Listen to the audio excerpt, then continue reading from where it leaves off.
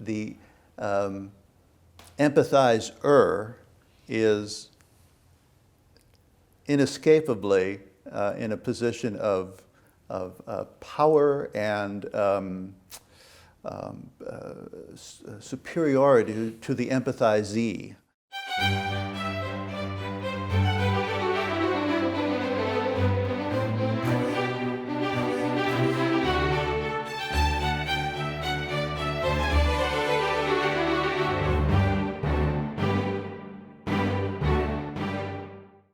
Bill, compassion, as you explained in your splendid new book, goes with equality and fellow feeling. Sympathy, compassion means feeling with another human being, sort of putting yourself in their shoes to the extent you really can.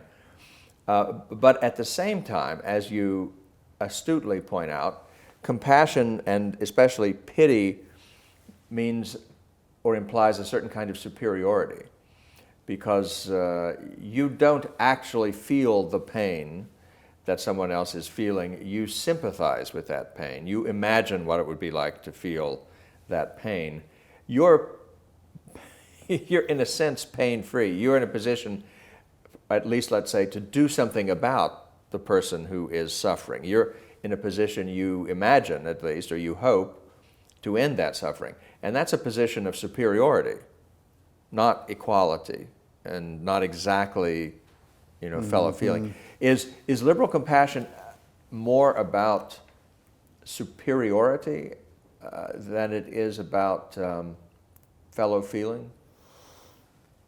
It's tricky. There's an undeniable element of noblesse oblige there, of this sort of Lady Bountiful social work kind of attending to the suffering of those who do not or cannot help themselves. And I think that it's further complicated because suffering, there's a certain narrow sense in which you might say that equality is promoted by compassion. That would be, and I think liberal rhetoric emphasizes this a great deal, to get people to understand a certain equality of susceptibility. So, what does that mean? Well, to garner support for the liberal agenda by saying to people who are not poor, are not sick, are not homeless, you're much closer to this than you realize. For example, this could be you. Yes. But there, but for the grace of God. Yes, yeah. That's right. This is, that's sort of the entire thesis of the excruciatingly long book, John Rawls' The Theory of Justice, in one sentence. There but for fortune go I. And so people are asked to imagine themselves and to reckon with the possibility that they could be the poorest person in society, the least advantaged, as Rawls said. And there's also, I think, there's one case at least in which compassion sort of does work among equals. In a situation like a support group, people, the idea is that people will open up and speak effectively to one another, because I've been there. You're trying to stop drinking.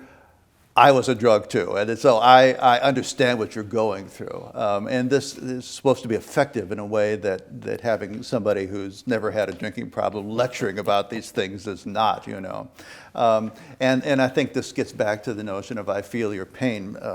Politicians and just citizens one to another trying to, even if they can't quite imagine it, trying to, as best they can, say that they identify with and empathize with. But there is a irreducible verticality to the situation that the empathizer is inescapably in a position of power and superiority to the empathizee. It's I like these terms of yours. No, they do clarify something.